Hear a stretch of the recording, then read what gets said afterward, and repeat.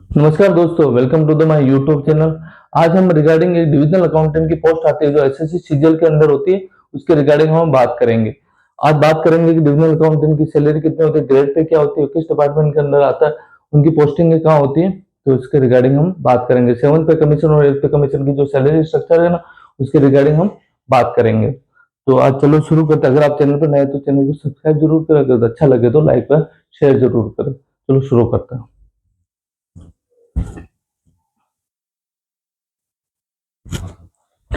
अगर हम बात करें डिविजनल अकाउंटेंट की, तो वो सीएजी डिपार्टमेंट जो कंट्रोलर एंड ऑडिटर जनरल के अंदर आता है।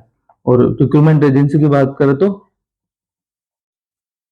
एसएससी सीजीएल के अंदर वैकेंसी आती है। ठीक है, ये पहले एक इकलौती वैकेंसी है कि आप सेंट्रल गवर्नमेंट के एम्प्लॉय हो गए, बट आपकी जो पोस्टिंग होगी ना, वो स्टेट गवर्नमेंट के जो वर्क्स डिपार्टमेंट है उसके अंदर होगी, उसके जीवन पर। इसलिए ये one of the powerful post है। आप सेंट्रल गवर्नमेंट के अकेले पर्सन होंगे जो स्टेट के ऑफिस में आप अकेले रिप्रेजेंटेटिव होंगे।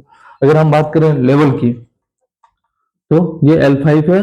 और अगर ग्रेड पे की बात करें तो ये 4200 स्केल की है। अगर एक पर्सन को ज्वाइन करता है तो उसकी बेसिक हो जाएगी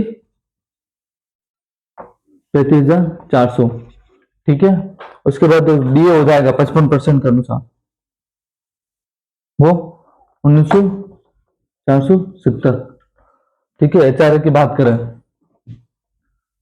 ठीक है, एचआरए की बात करें तो 10,620 रुपए हो जाएगा। और टीए की बात करें तो ये 3600 प्लस एचआरए 30% पे कैलकुलेशन कर रहे हैं, और जो डीए है वो 55% के अनुसार अपन कैलकुलेशन कर रहे हैं। तो टीए हो जाएगा वो 5580 रुपए। तो ग्रोस सैलरी की बात करें, तो ग्रोस सैलरी की बात करें तो ग्रोस सैलरी हो जाएगी 71,070 रुपए। अगर हम कटौती की बात करते हैं कि एमटीएस की कटौती होती है, उसके अंदर जो सीजीएचएस की कटौती इसलिए नहीं होती क्योंकि आपकी सैलरी होती है वो स्टेट बोर्न करता है, तो स्टेट की जो मेडिकल जो भी पॉलिसी होती है उसके रिगार्डिंग आपकी कटौतियां होती है। तो एमटीएस की कटौती हो जाएगी, बेसिक प्लस डीए का 10% हो जाएगी, तो जो हो जाएगी वो 5487 रुपए। उसके बाद जो ग्रोस सैलरी जो नेट सैलरी हो जाएगी वो 65,583 रुपए। ये अपन ने 7th पे कमीशन के अकॉर्डिंग हमने कैलकुलेशन किया। अगर हम बात करें 8th पे कमीशन की, आपको पता है कि 8th पे कमीशन की घोषणा हो चुकी है और ये 1 जनवरी 2026 से लागू होगा। जो मॉनेटरी बेनिफिट होगा वो जुलाई 2026 के अराउंड लागू होगा। अगर हम बात करें 8th पे कमीशन में जो फिटमेंट फैक्टर यहाँ हमने लिया वो 2.08 लिया। वो कम भी हो सकता है और ज्यादा भी हो सकता है, बट हमने स्टैंडर्ड फॉर्मेट के लिए 2.08 को लिया है। ठीक है, अगर हम बात करें तो जो 2.08 लेके मान के चले तो उसके बाद बेसिक हो जाएगी वो हो जाएगी 73,632 रुपए। डीए वापिस जीरो हो जाएगा, आपको पता है। एचआरए की बात करें तो एचआरए यहाँ पे 24% हो जाएगा, क्योंकि डीए जीरो होने के बाद जो एचआरए वो भी कम हो जाता है, तो 24 के अकॉर्डिंग हो जाएगा वो 17,772। अगर हम बात करें टीए की भी हमने डबल मान के चल रहे हैं। 3600 है, लेकिन वो भी बाद में जाके रिवाइज होगा, बट अपन यहाँ पे बेहतर से मानते चल रहे हैं।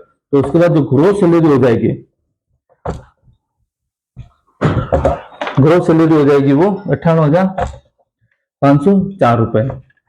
और जो एनपीएस की कटौती होती है जो तो होने के बाद 7,663 रुपए, तो नेट सैलरी हो जाएगी वो